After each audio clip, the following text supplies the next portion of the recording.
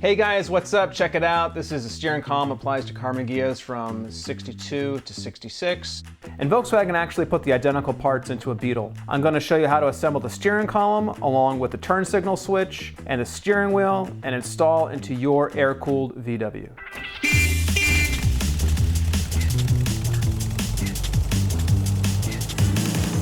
So right here are all the parts to rebuild the steering column. Starting off with this is obviously the steering column itself. And this is one that I pulled out of a 64 Beetle and Ghia, and it was kind of rusted at the bottom. There's some pitting here that you might be able to see on camera. So I sanded this down and hit it with some phosphoric acid and put a couple of coats of satin black on there. This right here is the collar or steering shaft clamp that goes on the end of the steering column, and you attach the steering column to the steering box with this. That just bolts on the end. That rides inside of this tube, which goes to the firewall. This is kind of like the decorative part that you see under the dash. Steering wheel goes right there. And on this end, this pops out through the firewall under the gas tank. And right here, this little metal tab, that's where the ground wire goes. That's part of your horn circuit. This clamp and this grommet go through that tube and bolt to the underside of the dash. There's also this insulating grommet that keeps the tube from grounding out on the bottom of the dash. That would make the horn sound. And this grommet goes through the firewall and the tube goes through that grommet. Now at the end of the steering column, you've got the spring seat, the spring, the contact ring, and the circlip that holds all of that on to the end of the steering column. Then inside the tube, you have this bearing. It says ball bearings in it, and that's what gives the smooth action when you rotate the steering wheel, which gets installed into the business end of the steering column tube. Now when I took my car apart, for some reason I took it apart all the way down, and I took this apart and I took the ball bearings out. So I have to reassemble this to make this work again, which is not a big deal. But what's important to know is that you need to use conductive grease.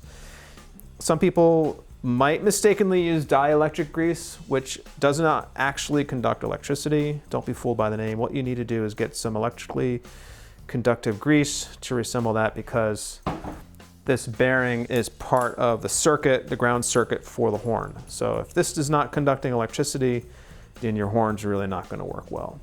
Now if you don't want to mess with this old part and these ball bearings, you can actually buy a new kit from Wolfsburg West. So this is the new bearing and the new spring seat and the new spring. But I've decided I'm going to reuse my original parts and I'll save this for my next project. So I'm just going to put this aside. All right, going to get started putting this back together. It's going to be pretty messy. So I put some paper down and I'm using this disposable brush. And I'm wearing gloves. Okay, put a bunch of grease on here. Basically, I want to use this as glue. And then just stick these ball bearings to the grease. Okay, the biggest challenge with this is that these ball bearings want to fall off. Or they'll fall off when you're putting the final piece together. So just have to be patient, keep working at it, and you'll get these things in. I'm gonna lube up the inside of this too, just to make sure it's fully lubricated and ready for action. Okay, now I gotta put this together without the ball bearings falling out. So make sure they're all in place. And this just basically goes over like that. Okay, next just flip it over and put this clip on and it'll be done, ready to go. Okay, there it is. Just have to wipe this off and it's ready to install into the steering column. All right, so here's the end of my steering column tube. Just have to install this into the end right there. Just need to tap it in. Okay, it's in. Okay, so here we go. This is pretty simple. Put my spring seat on here, and then my spring.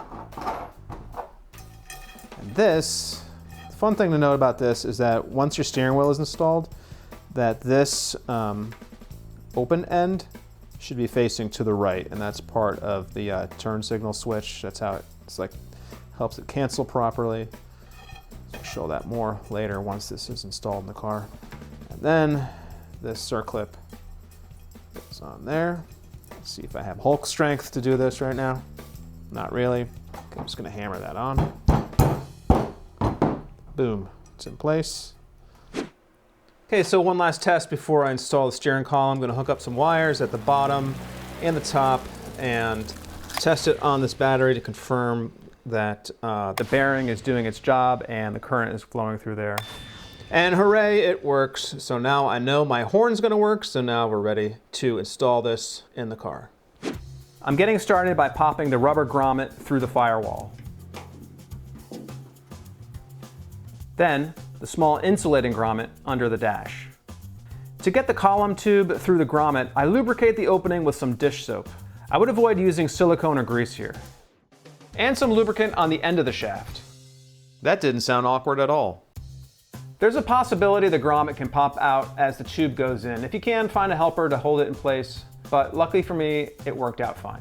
Okay, I think it's going in. Ooh, it went in. Okay, put this bracket around this grommet. With my grommet in place on the tube, I place the bracket over it and bolt onto the underside of the dash. There we go. I'm gonna leave this in here a little bit loose because there's a possibility that the steering column, it might need to slide out, or I might need to slide in a little bit to make sure that there's not a big gap between this tube and the steering wheel. The horn wire is already inside the steering column, so I just slide it through the steering bushing and down through the tube. Okay, so coming through the front of the car, under the gas tank area, we have the steering column coming through. It attaches to this shaft coming out of the rag joint to the steering box. And this is the cable, the wire for the horn, and that's gonna plug in right there. It's important to note that your steering box should be dead center with your wheels pointed straight ahead before you connect anything. The steering box is centered when the pitman arm points to the rear. I slide the horn wire out of the way, put the clamp over the steering column, slide the splined end onto the shaft flange, then put on the lock plate and the nut and bolt. After you tighten this down, you have to hammer over the ends of the lock plate. Otherwise, that bolt will eventually fall out and you'll lose your steering and you're gonna die. Next up is the turn signal switch. If you're interested, check out my video on turn signal switch restoration. This slides over the end of the steering column, the arm points straight out to the left, and it's held in place with a set screw underneath. There's a small hole under the dash next to the steering column. I just feed the turn signal wires through there and make it look neat and tidy with a small grommet. Alrighty, well, I'm just gonna quickly test fit the steering wheel on here. Okay, so I have a pretty sizable gap right there between the steering wheel and the turn signal switch. That's just over a centimeter, I would say. So that tells me I need to slide the steering column backwards towards the rear of the car to fill that gap in. With that bracket under the dash still loose, I slide the outer tube towards the rear of the car. The steering column itself can't move because it's attached at the rag joint. I pull the tube backwards to narrow that gap between the wheel and the turn signal switch and tighten the two bolts down again. Moving on to the wiring, there's 3 wires coming out of the turn signal switch. 1 is power, and 2 go to the lights in the front and rear. Let's deal with those 2 first. The black and green wire and the black and white wire. Each plugs into its own 3-way splitter. I'm sticking my hand through an opening in the dash because it's convenient and easier for me to film what I'm doing here. All right, so next 2 wires, I've got a black and a white and a black and a green wire coming out of the wiring harness. These go to the rear turn signals. And obviously, just thinking logically, these correspond to the wires I just plugged in off of these adapters. So I'm gonna plug the black and white wire into the black and white adapter and the black and green wire into the black and green adapter. There's a sub-harness for the right headlight and signals and a sub-harness for the left headlight and signals. Black and white, driver's side front, goes to the black and white splitter. And for the passenger side, the black and green wire goes to the black and green splitter. The last wire coming out of the turn signal switch is the power wire. It's a black, white, and green wire and plugs into 49 on your turn signal relay if you're using a modern 12-volt relay. But if you're still 6 volt, it plugs into 54. On the end of the steering column, here's the contact ring. The opening should be towards the right, facing towards the right, perpendicular to the turn signal switch. And then right here on the back of the steering wheel, you have the canceling ring. It's held on with 3 small screws. And this part right here that sticks out fits into that opening. And when you turn the wheel, it cancels the turn signal switch back to the neutral position.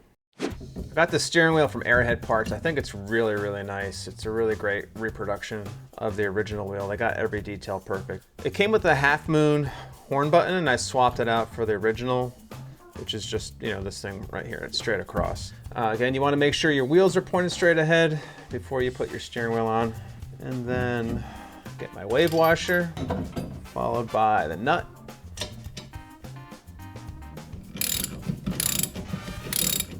Okay, this gets torqued down to 36 foot-pounds. And then reconnect the horn wire. It grounds out right there under this screw and this little plate. Okay, there it is. Beep, beep. All right, so there it is. Finished steering column, all assembled and ready to go. Everything's done except for the button on the horn. I'll put that in later once the whole car is done. Wow, these graphics are fancy. Don't forget to like, subscribe, and turn on your notifications. It's a waste of money.